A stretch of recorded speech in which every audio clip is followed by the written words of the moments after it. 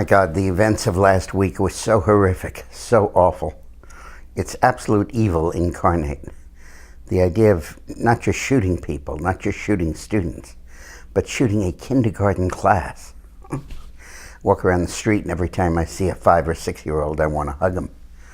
Oh, what promise, what futures were extinguished there. How awful.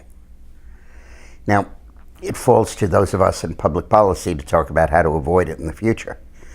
The left is pushing the idea of stronger gun controls, and it is true that the shooter used an assault rifle that had been banned by President Clinton, and the ban on assault rifles was allowed to expire.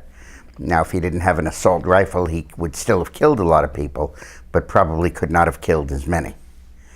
But ultimately, all of the guns that the shooter bought were bought legally by his mother. And Connecticut has the strictest gun control laws in the entire country. The answer really has got to lie with security in the school. I mean, look, we used to have this problem on airplanes, remember? People would get on, they'd have a gun, they'd hijack the airplane, even before 9/11. It happened again and again.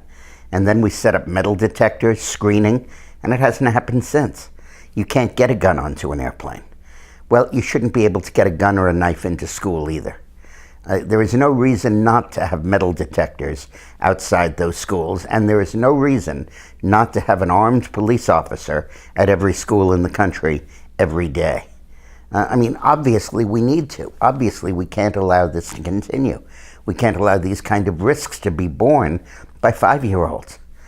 Now, there are 100,000 schools in the United States, and there are 500,000 police officers in the U.S. And, 9 to 3 is not the peak hour for street crime. It would make a lot of sense to beef up the manpower a bit and make it possible to have a police officer in every school all day long. The idea that this killer breaks in and a principal without a weapon or a guidance counselor or teacher are defenseless. They can't defend the kids. But a trained police officer with a gun probably could. And that, I think, is the solution.